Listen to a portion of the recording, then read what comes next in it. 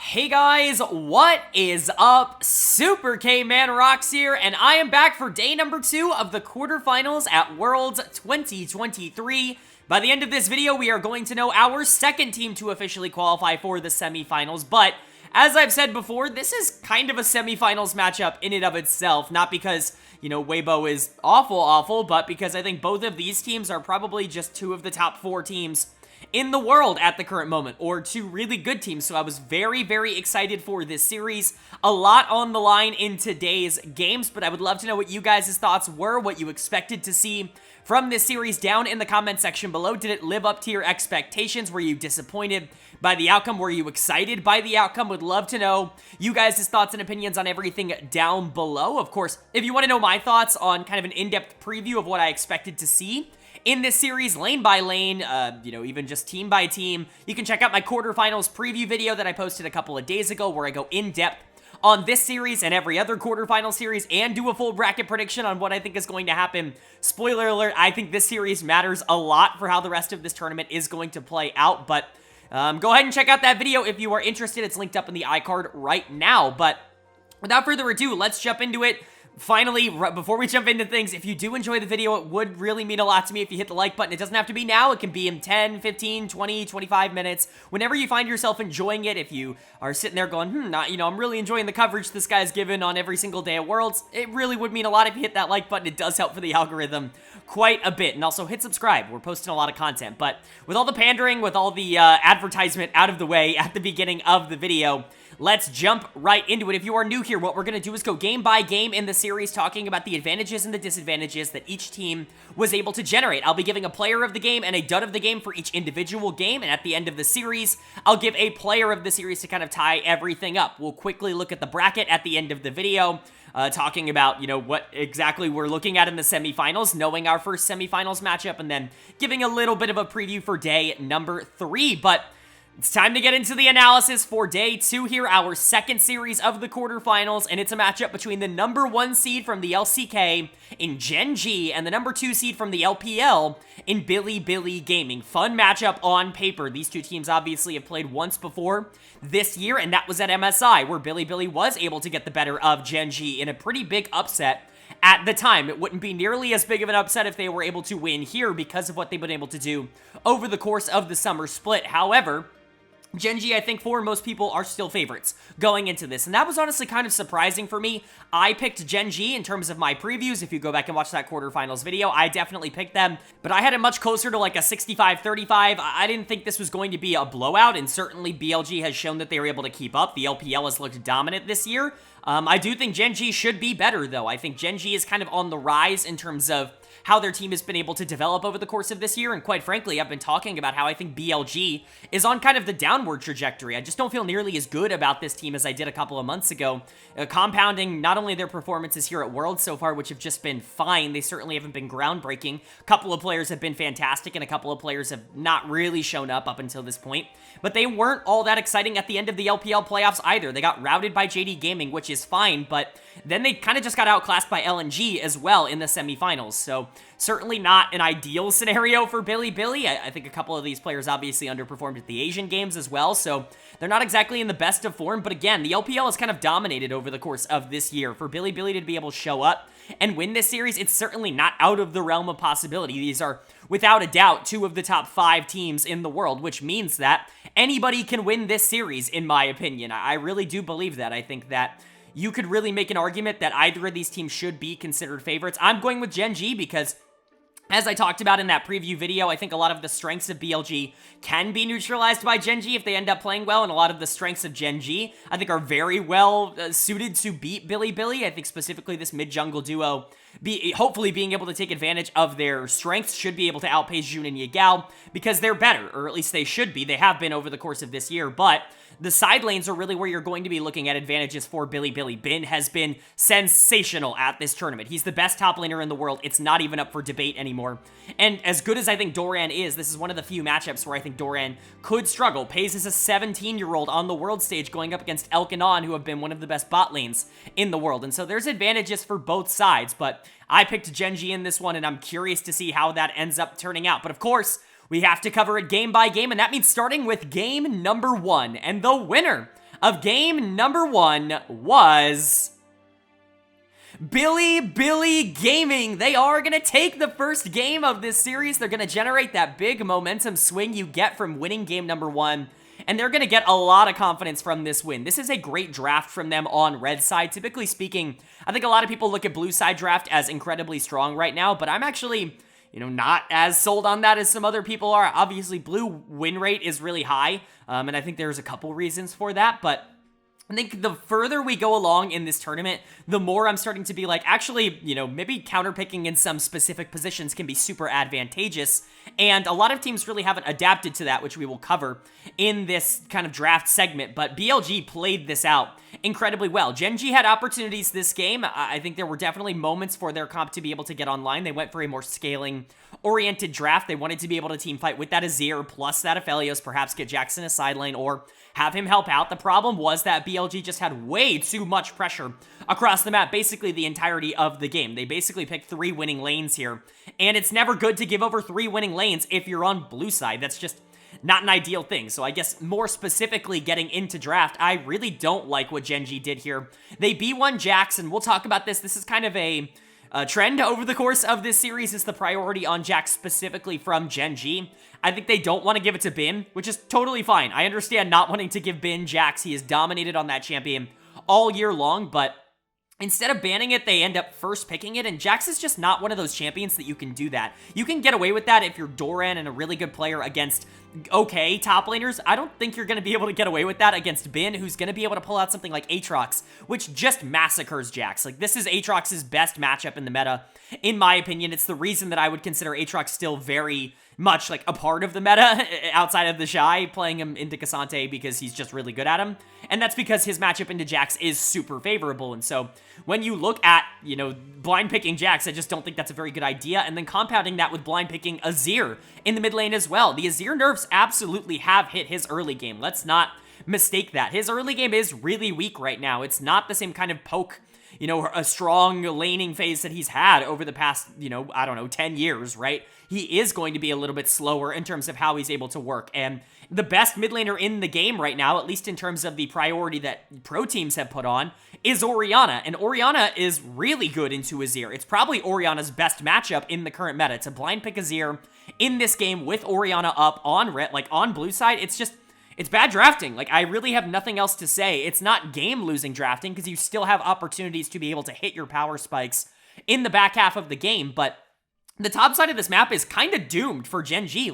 There's just no chance you develop pressure in the first 10 minutes of the game. It's literally 0. And then compounding that, you've got Kalista on the bottom side of the map. Now, to be fair, Aphelios Tahm Kench, I think, is safe enough where Kalista's really not going to be able to do too much damage in the early game, or at least you wouldn't expect Kalista to be able to do too much damage in the early game in this draft. But again, topside is so in favor of Bilibili in this draft that it's almost irrelevant that Aphelios can survive. This team just needs to do its best to, go even in the early game, and that's already going to be a struggle. I think this is one of the worst drafts we've seen at the tournament so far from Gen.G, and I think they paid for it, quite frankly. This is very ego from them, and Bilibili punished them. Player of the game, it's going to go to Bin. You can't blind pick Jax, because Bin's going to R5 Aatrox, and he's going to absolutely obliterate you. He's going to end your world, obviously pun intended, and he did that in this game. He was phenomenal. It's Bin. He's been doing it all tournament. He's been doing it all year in the LPL. He's the best top laner in the world, and you ego-picked Jax blind into him. It's just not going to work out for you. If Bin continues to play at this high of a level, I know I've been hyping him up over the course of this tournament, but to me, he's probably been individually the best, maybe the second best player at Worlds this year. It's between him and Scout in terms of the individual performances, but you want to make an argument that Bin has been the single best player at the World Championships this year? I'm kind of a part of that argument. He has been genuinely phenomenal. He has beaten everybody that he has gone up against at an incredibly, alarmingly high level, and he continues to do that. Doran is not a slouch of a player. He has been really good for Gen.G over the course of this year, specifically when they have invested into him, when they have given him resources. He's actually been able to put it back out for this team at a very high level, but Bin is just on a different level from every other top laner in the game right now. That includes players like 369 or Zeus. I would take Bin by far over any of them. That's just where he's at he's a top, at worst 5 player in the world right now, and that's super impressive for him. And then it's not like the rest of the team performed poorly. Jun and Yagao, I think, did a really good job of moving around and creating pressure. Jun in particular on this Jarvan. The Jarvan's very active in terms of this team comp and, what he's going to be doing to move around the map and to create a lot of pressure. And, Jun's really good at this champion. This is kind of the style that he likes to play. Jun likes to be aggressive. He's certainly not someone that wants to wait for tempo. It's why they struggled a lot at the beginning of the year when they were trying to force a lot of these facilitative comps. Now, that's not to say he can't play Sejuani or Maokai or any of those champions at a high level. He absolutely can. They just need to be played a little bit differently when they're in the hands of Bilibili. It's why they've been such an early game focused team over the course of this year. It's because of Jun. And again, if you're going to give him this much tempo in the early game with this draft, he's going to make the most of it. And he absolutely did. I think On had one of his better games at the tournament here on Renata. Continue to love to see the increase in Enchanter priority over the course of this tournament. We basically were exclusively seeing Engagers not only at the beginning of Worlds, but even in the playoffs for a lot of these major regions. The LCK was really the only region that wasn't bringing out Engagers every single game, and I'm really happy to see at Worlds that teams have adjusted. I don't love to see Enchanters in the meta because I'm a fan and I like fun gameplay, but they're really strong. If you want to win, you should be picking up Milio and Renata and a couple of these other champions, right? I think they're in a really good spot right now, and On proved that. Yagao and Elk were fine. Elk didn't have to do hardly anything this game on the Kalista. Certainly made some positioning mistakes as well, but again, he was the part of the team that you didn't have to worry about nearly as much because the top side was in such a good spot from draft. But Bim continues to carry this team. He continues to be a dominating presence, and for Gen.G, this is not a good start to this series. It's not a good start to game number 1. You've got a lot on the line. People are calling you chokers. People are calling you underperformers. Not only this organization in general, which has not been able to win ever since they swapped over to the Gen.G name, but a lot of these players like Peanut and Chovy, who have gained reputations, whether deservedly or not, of being players that don't go as far as they should in situations like this. Now, it is worth noting, and I'll bring this up a couple of times, that this team, did get a lot worse compared to last year. You lost what I consider to be the number 1 AD carry in the world and the number 1 support in the world for a 17-year-old and a support who had never played for a team that's even remotely sniffed the World Championships before, and you still won 2 LCK titles.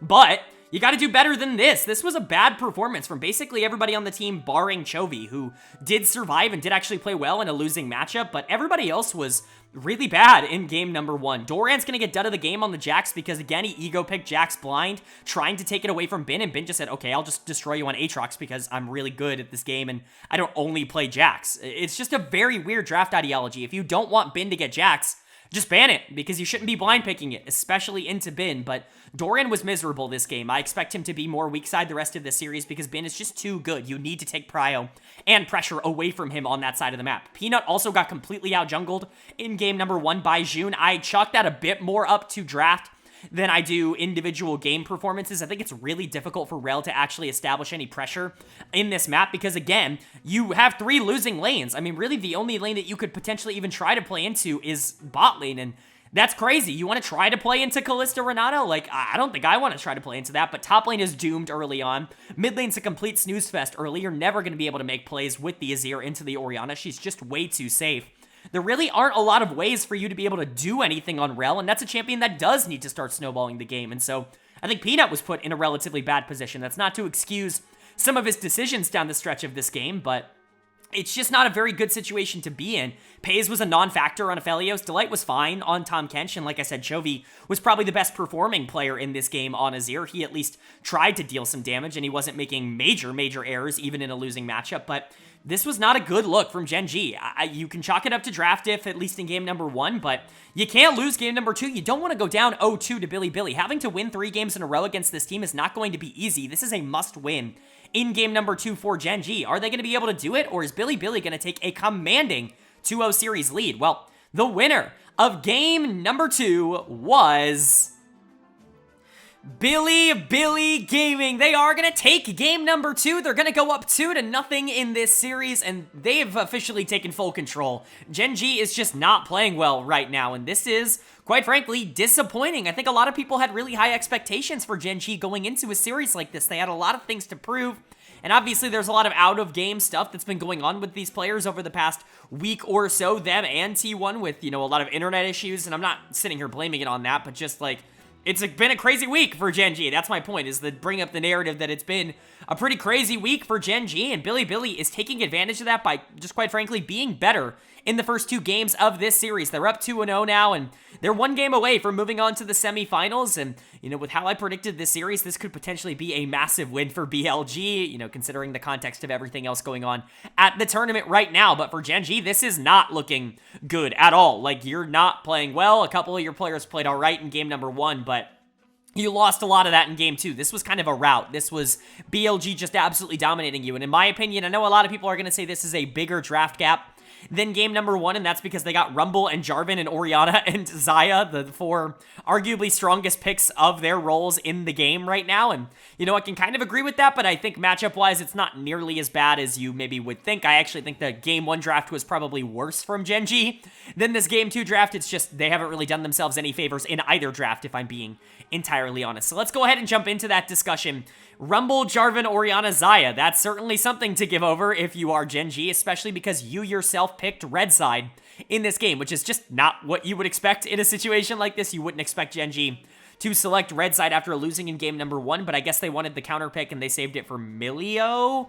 Very strange stuff going on, in my opinion, for what Gen.G just generally wants to do, but at the very least, they went for some matchups that I think are okay. They are 1 Aphelios, which is honestly not an awful idea if you're going to leave up Xayah. If there is an AD carry in the meta that can kind of deal with her, it's probably Aphelios. He's always notoriously had a very good matchup into Xayah. I just think Xayah's too strong to even really kind of consider that right now. She's just so much better than every other AD carry in the game in terms of the matchups that she actually offers, that even if Aphelios in theory is good into her, and, you know, drafting Milio should give you control in the laning phase, and you're going to scale up to be able to match her, it just doesn't really matter because Xayah does so much more with so much less in the game right now, and you can say similar things for the rest of the map. Orianna on B3 blind is typically something I'd be like, okay, I'm willing to give that over, even alongside the B1 Jarvan, but you counterpick yourself with the Azir in the mid lane, and you go for something like the Maokai, which, yes, teams at this tournament seem to have a ridiculously high priority on because he is very consistent and the facilitation role that he offers is very good, but he's not going to give you nearly the pressure in the early game that Jarvan is. And, you know, like I said, Azir is one of the only matchups in the game that genuinely has to wait out Orianna, the best team fighter in the mid lane right now. And so I don't really know. I don't get the idea behind that. I think that's much more problematic than basically anything else in this draft. Is I think the 2 things that I'm concerned about are giving over Xayah, not even just in general, but in the second phase of the draft, after second phase of bans. You're still on B4 having Xayah up on the board, and of course BLG is going to take that, and then also counterpicking yourself in the mid lane with the Azir. I think those are the 2 biggest problems that Gen.G ran into in this game, and obviously Doran on the top side picking the Aatrox on R3 to try and counter the Rumble. It did not work, let me tell you that. You know, you can talk about draft being a problem, and I agree that it is, but gameplay is just as big of a problem for Gen.G in this game. Player of the game for me was kind of difficult. Everybody on BLG continuing to step up and looking good, but I'm going to give it to Elk on this Xayah. His team fighting presence in the back half of this game was very impressive. His ability to create opportunities for this team, it's just rare in terms of the AD carry position. You don't see a lot of ADCs actually able to step up and be playmakers for their team, especially when you surround the Xayah with a lot of playmakers, but he's just so aggro in terms of his approach that it's very difficult to actually match his tempo if he does get ahead. Now, he did play a little bit suspect in the early game, not because he played bad, he just wasn't dominating the lane phase. A lot of that can be attributed to the fact that Aphelios Milio is kind of designed to shut down Xayah early, or at least kind of neutralize her early, maybe not shut her down, but neutralize her early game a little bit easier. The problem was the fact that you got to some of these skirmishes and all of a sudden Xayah starts getting kills and the game just snowballs completely out of control. From there, by the time Xayah gets online at about 10, 12 minutes into this game, it's just over. There's no answers left for her on the enemy team because Aphelios was supposed to be able to scale with her, and he's just not going to be able to do that if she has a ridiculous amount of gold. But everybody else on the map also absolutely destroyed. June has been having a really good tournament, and this is a really good series so far. Both of the first 2 games, he has completely out-jungled Peanut, which is very impressive. June is a player where if you give him opportunities to be able to play with tempo and play fast in the early game, he's going to be able to take advantage of that. Remember, this was a guy who had never played for even a remotely good team going into this year. He'd been on Invictus Gaming his entire career, and that team had just never been able to perform at a high level. Now he's finally got some talent around him, and he has done nothing but grow and improve all year long. Him and Yagao took a little bit to get on the same page, but ever since summer has started, basically ever since MSI, he has been sensational for this roster, and now he's out here out-jungling what I consider to be one of the top 2 junglers in the world. You know, I'm not going to put it all on Peanut. I think he's done what he can on some of the picks that he's gotten, but Jun's just been given so much tempo because of the lane assignments that he's been given, and he's absolutely making the most of it. Bin continues to be really good on the top side. I don't think he was quite as dominant as some people are going to make him out to be in this game. He was still really good on the Rumble, especially as this game went later and later. By the time the Rumble did get into some of these team fights, he was able to basically destroy everybody, and Doran obviously had a miserable game even outside of what Bin was able to offer, but it's just everybody on the side of BLG. On is probably having his best series at the tournament in this one so far. It's just been a rout. It's been a great showing from BLG. They're the better team by far through the first 2 games, and for Gen.G, that's terrifying. That's certainly not what you want to see, because you're 1 game away from being eliminated in the quarterfinals as the LCK champion in Korea, which is just never what you want to see. We talked about the LPL potentially just being ahead of the LCK at this tournament. This could be a great example of that, is the LPL just kind of dominating. BLG looking really good in this series. You know, they did the same thing at MSI, and so I'm not going to sit here and say that Gen.G was this ridiculously overrated team going into the tournament, because I truly don't believe that. I do believe that both of these teams are top 5 teams at the tournament, and, you know, I'm going to stand by that, no matter even if Gen.G gets absolutely slaughtered in game number 3 as well, but it's worth noting that, you know, maybe they just didn't have it this year. Like, we talked about a lot of the top LCK teams losing talent, basically with the exception of T1, and Gen.G was probably the biggest kind of casualty of that. Losing Ruler, losing Lehens, it definitely ended up hitting, and the bot lane's just not been as explosive when the rest of the team is losing. Now, the bot lane was not the problem in this game number 2. It was certainly, again, the top side of the map. But, you know, you can talk about draft being a problem for them. Doran's going to get another dud of the game here. He's been awesome across this season. Up until this point, it's really been a breakout year in 2023 for Doran, but it's just not translating to when it needs to the most. Bin is just simply too good, and Doran's making too many mistakes to be able to capitalize on. He's been by far the worst player in this series through the first 2 games, and that's just never a good thing to say. Peanuts had 0 pressure at any point. You can chalk that up to the fact that he has a bunch of losing lanes every game, but also maybe he could be a little bit more explosive in the early game. He's just a player who does rely a bit on his laners a little bit more than you would expect. He just does better with those opportunities than any other player in the world, in my opinion.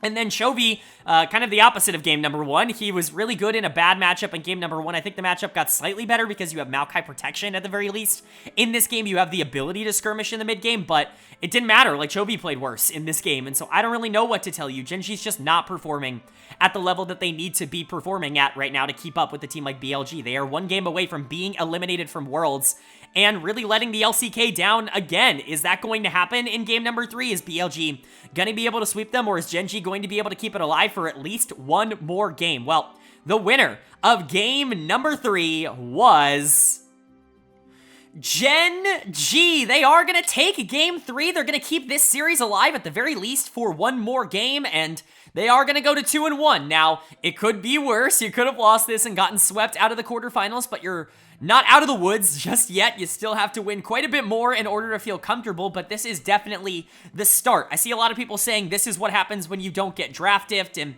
well, I think there is at least an argument to be made in that department. I would say that this is really not all that different of a draft from game number 2, in my opinion, at least in terms of the matchups that you yourself are offering. You're getting, you know, relatively bad matchups across the board, basically, in game 3 here. I think all 3 drafts have been in favor of Bilibili, but at the very least, you do have options in this game, and you didn't give over all of the quote-unquote power picks in the meta, like Rumble and like Xayah in game number 3, which is good. You know, you don't want to be doing that 2 games in a row, but I think from a, I guess, logic perspective, from just a pure matchup perspective, I really don't see a massive difference between this and game number 2's draft. I still think you have 3 losing lanes with a jungler that's going to lose prio in the early game, and quite frankly, I thought this series was over when this draft was completed. I was like, okay, they're going for scaling again. They counterpicked themselves in the mid lane again, this time with Yone into the Orianna, just to give themselves more teamfight presence, I imagine, but Ori's going to be able to scale up super freely this game. Caitlyn's going to have a lot of prio in the early game, even if I like Nautilus theoretically in this matchup, and Bilibili got the counterpick on top side. Aatrox is fine, but Renekton should be able to beat him early. Aatrox is basically just a worse Renekton in the early game, and they got their Jarvan again. I just felt like across the board, Bilibili was looking relatively good. What I didn't count on was the fact that Gen.G was just going to outplay them in a couple of key areas, most specifically in the top lane. I very much did not expect that, and we'll talk about Renekton and kind of the perception of that champion that I kind of agree on at this point. Usually I'm anti what Reddit is saying about some champions, but I am kind of starting to lose my luster on Renekton a bit as a pick. But in general, you know, talking about draft, I do think Bilibili is better. You have way more options in the early game. Jarvan will continue.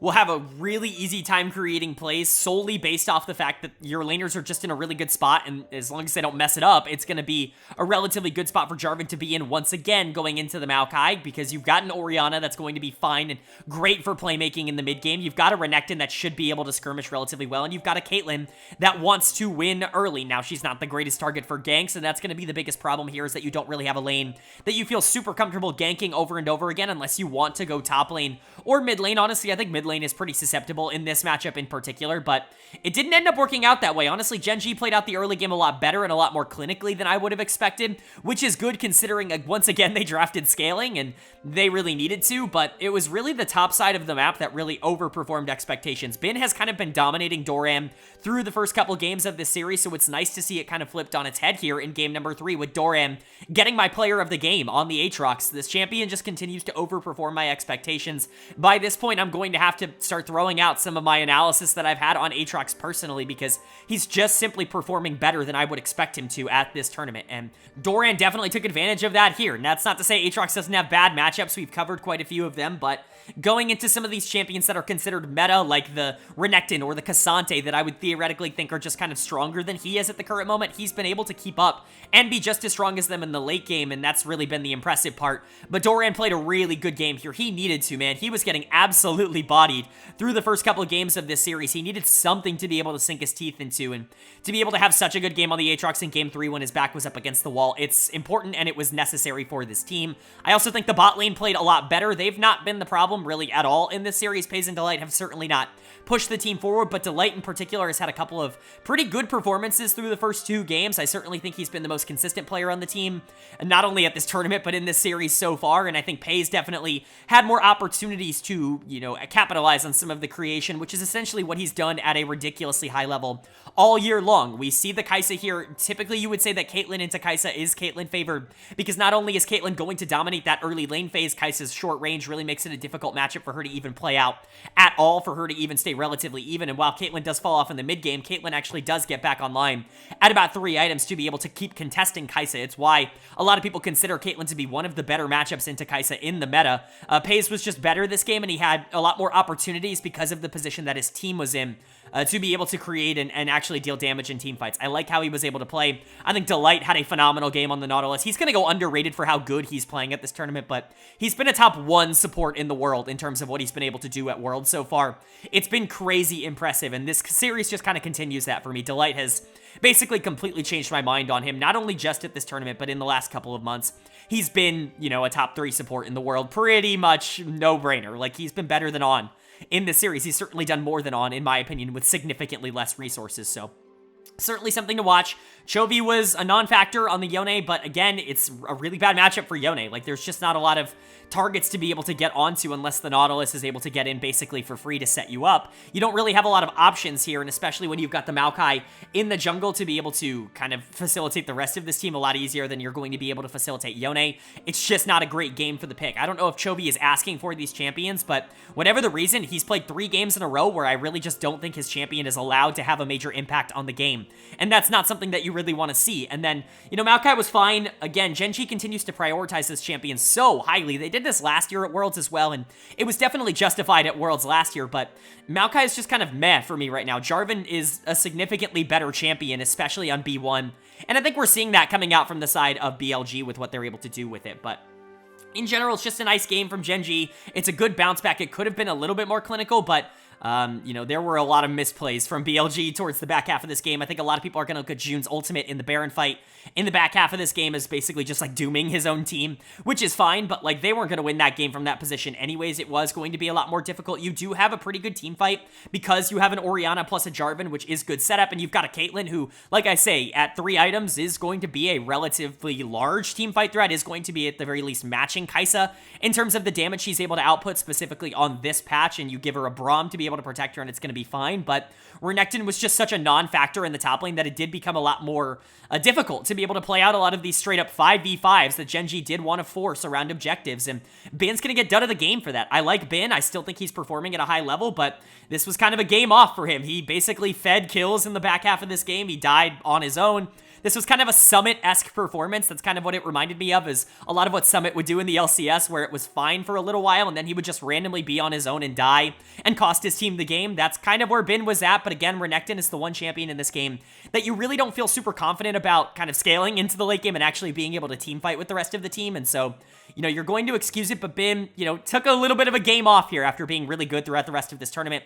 Like we said, June also made a pretty big error in the back half of this game that did end up costing his team, but by that point, it was going to be very difficult to win. Elk was dealing damage, and Yagao was certainly fine on the Orianna. On was fine on the Braum, but at the end of the day, Gen.G just had more good performances coming in from players like Doran, Delight, and Pays than BLG had coming from their carries in Yagao and Elk, and they certainly had the weaker links this game in Bin and June, in my opinion, but it's just game number 3. Again, you don't want to panic too much. You don't want to freak out or anything like that. You're still up 2-1 in this series. If you're able to win game 4, then game 3 basically never existed. You can essentially write it off saying that you were trying shit out and you're going to be fine. But Gen.G has the opportunity to tie up the series now and send us to a Silver Scrapes game number 5, which would certainly make things interesting. The reverse sweep is definitely on the table, but they're going to have to show more than what they did in game 3 just to be able to instantly attain that. So are they going to be able to win this game 4 and push us to a game 5, or is BLG going to say that it was a little bit of a fluke that they ended up winning this game 3? Well,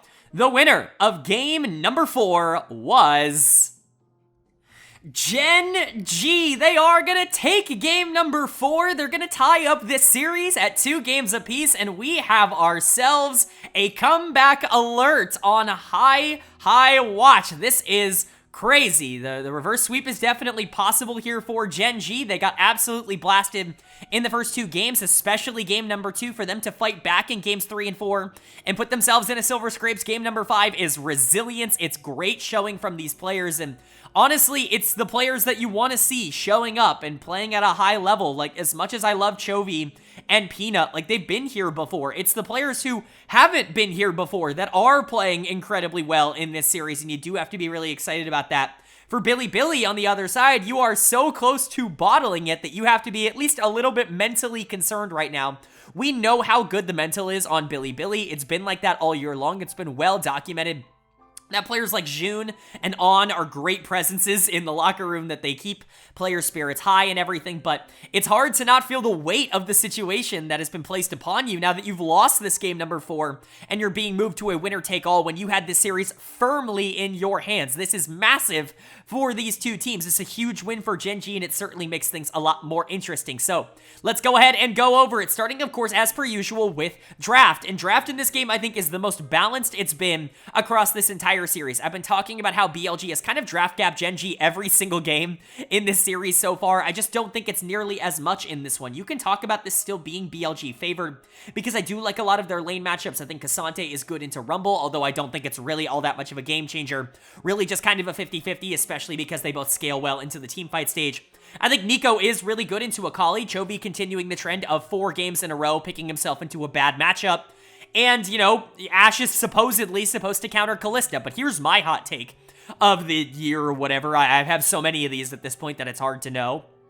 Ashe really only counters Kalista for, like, the first 5 to 10 minutes of the game. Like, yes, Kalista is supposed to dominate that part of the game, but Ashe doesn't really do anything after that part. Like, she's really not that strong in terms of being able to carry the team in terms of damage. And you look at having a Nico and a Cassante and a Jarvan, you don't really have a lot of damage on this team. And Kalista still is going to hurt the later this game goes, especially in comparison to what Ashe offers. You have a lot more options to be able to compound a lot of the advantages that Kalista has as well. I genuinely think in terms of draft that Kalista is just more valuable in this game than Ashe is, even though you drafted Ashe into Kalista. And that's my hot take alert, is I don't think Ashe into Kalista really is that big of a counter pick, if you will, especially if you don't have the damage surrounding her to be able to facilitate her after that early laning phase. But you do have options on Bilibili, and I would still say this is favored to them, but Gen.G has significantly more to be able to play around, especially if this Kalista does get fed, which is exactly what happened. We'll go ahead and talk about it now. Player of the game, no-brainer in this one, is going to go to Delight. Oh my god, what are they feeding this man? Like, it is actually insane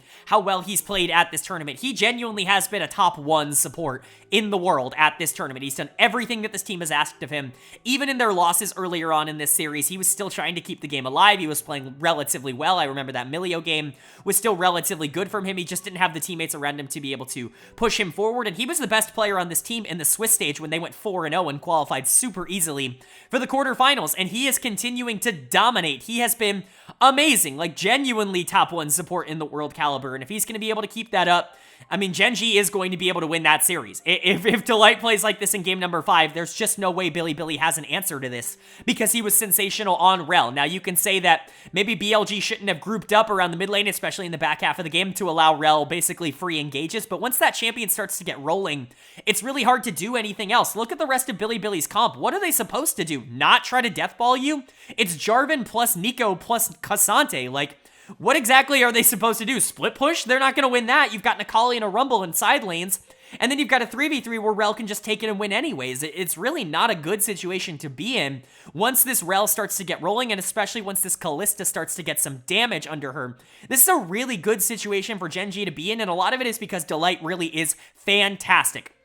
I'm done doubting him. Like, I know I doubted him for a lot of the year. I said he was a product of the system, that Pays was really doing a lot of the heavy lifting because he was really the one being aggressive for a lot of the year, but Delight has very much proven that he deserves to be considered an S-class support in the world right now. And then, obviously, I think Chovy was relatively good. It's crazy how he kind of gapped Yagao in, like, a losing matchup. He's obviously really good at Akali. We've known that for a really long time, but this was probably his best game of the series up until this point.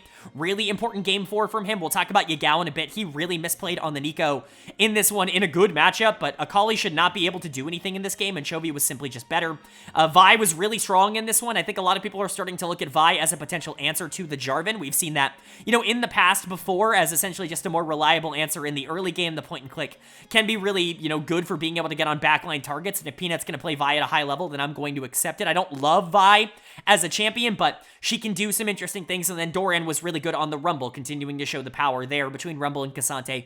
They're both pretty strong in the current meta, but this really was Delight creating opportunities for Pays to really dominate, and like a really good game coming in from everybody else. And then for BLG on the other side, you gotta be worried. You gotta be concerned. Like, there's really nothing else to say. If you're not concerned going down to 2-2 after being up 2-0, then I don't know what to tell you. You need to be locked in, and a couple of these players really do not feel super locked in right now. Yagao's gonna get done of the game. He's gotten 4 good matchups in a row, and he's lost 2 of them, and that is certainly something to be concerned about. Yes, he's going into Chovy, who is a very good laner and is going to be able to generate advantages even in bad matchups, but again, I can't stress this enough. Yagao has gotten 4 hard winning matchups, like actually winning matchups, not just good matchups, but winning matchups in a row, and he's lost 2 of them, and that's certainly something to keep in mind. The Nico in the back half of this game was positioned super poorly. It just wasn't a very good game from Yagao to be, you know, put in such an advantageous position in draft and to not really be able to make anything of it.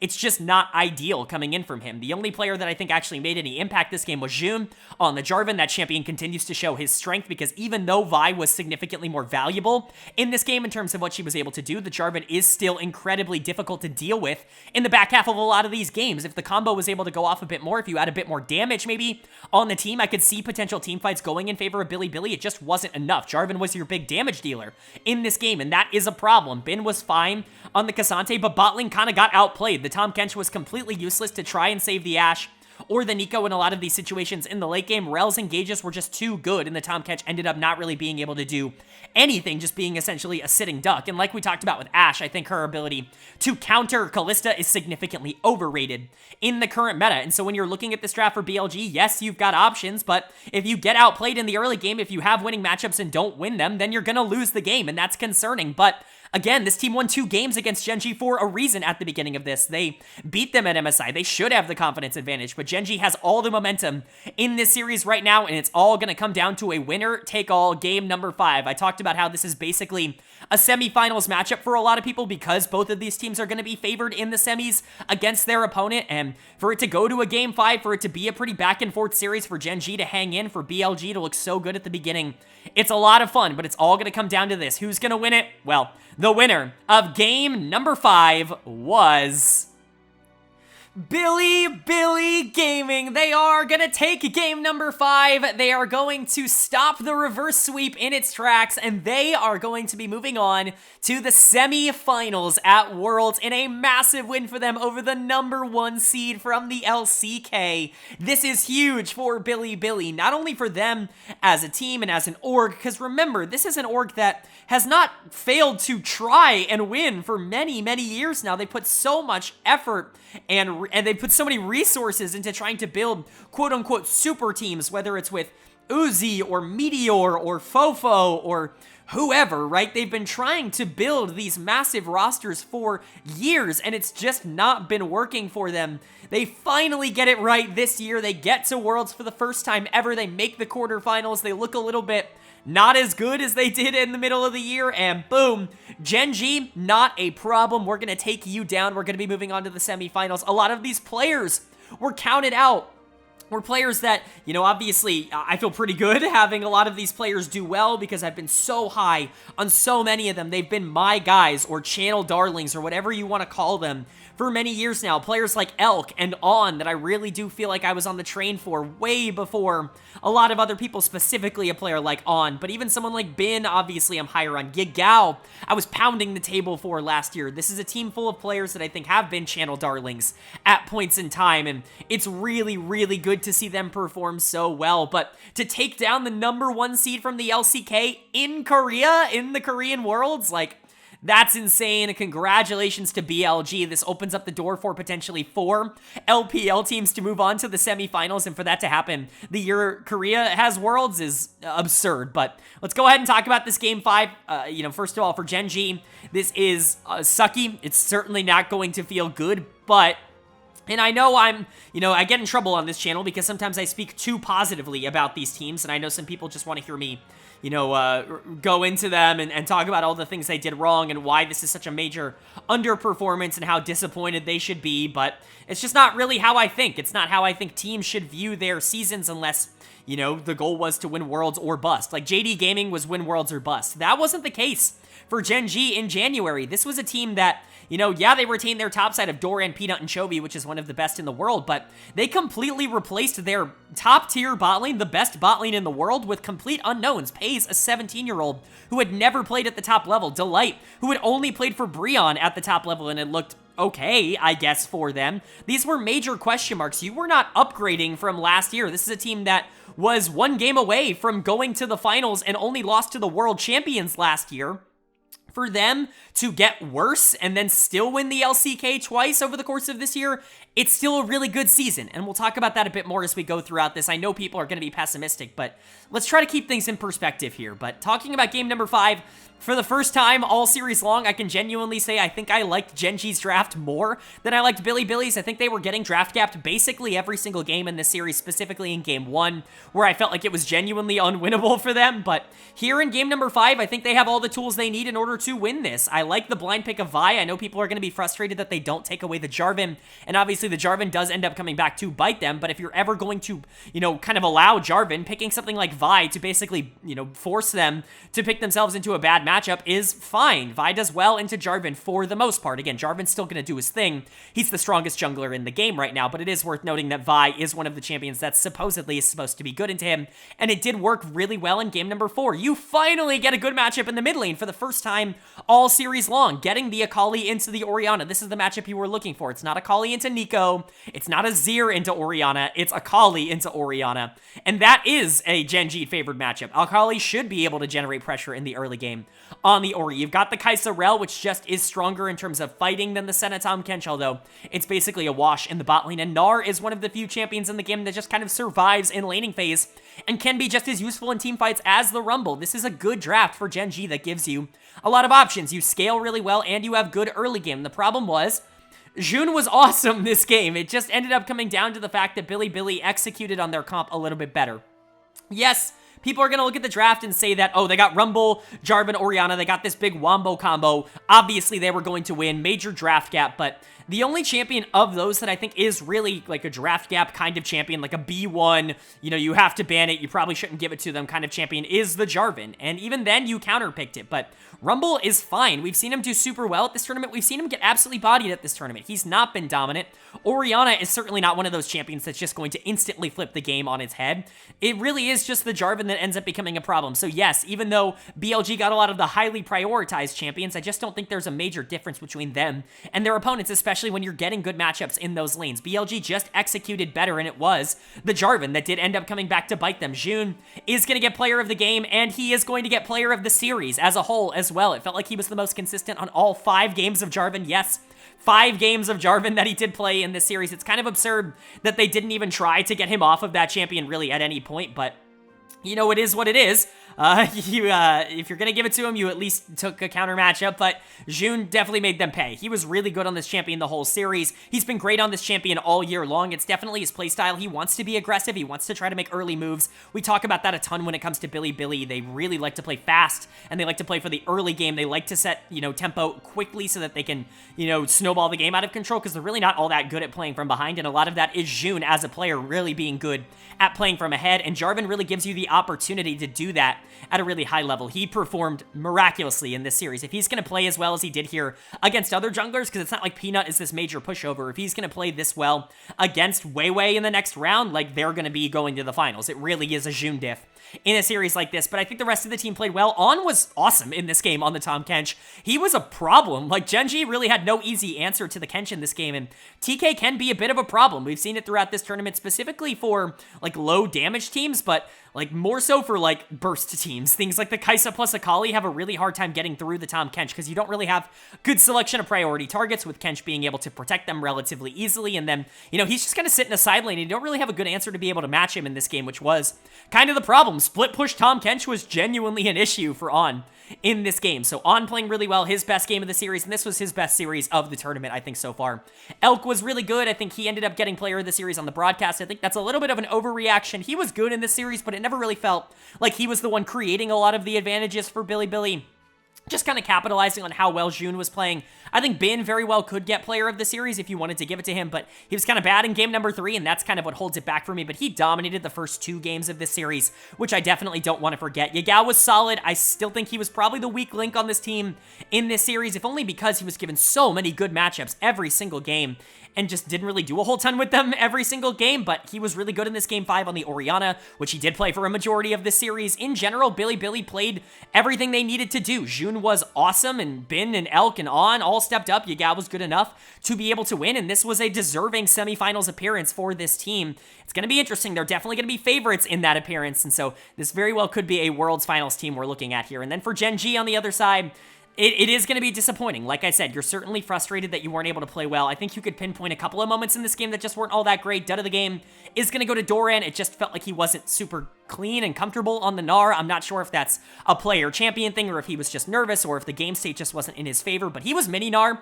in every single major team fight that this team had throughout the entirety of the game, and you just can't get away with that if that's what you're going to go with. They picked Rumble on B1. Your answer was Gnar super early in the draft. You simply have to be able to make use of that counter pick, and it just didn't feel like Doran was able to do that. In all 3 of Gen.G's losses in this series, Doran was a disaster. He was super good in game number 3, and that's awesome, but he really underperformed, I think, for the most part in this series. And then you have a player in Chovy that's going to receive a lot of flack because he's going out in the quarterfinals, but again, I can't sit here and just bombard Chovy with negative comments. You're going to hear Choky, and you're going to hear how this destroys his legacy, and you know, I'm going to be honest, if you're talking about a player's legacy when they are in a situation that Chovy is in, when they've won 2 LCK titles this year, when they were the #1 seed, and where he's won basically everything domestically and just wasn't able to get past a really good team in 5 games in the quarterfinals of the World Championship, like, I think we're just missing the plot. Like, I honestly think that's jumping the shark.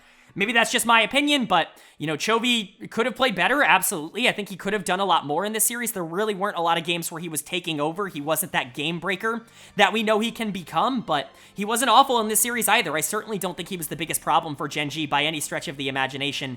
He won a couple of matchups that I would consider pretty bad. The Akali into Nico in Game 4, and the Azir into Orianna in Game number 1. I think he did really well in, and...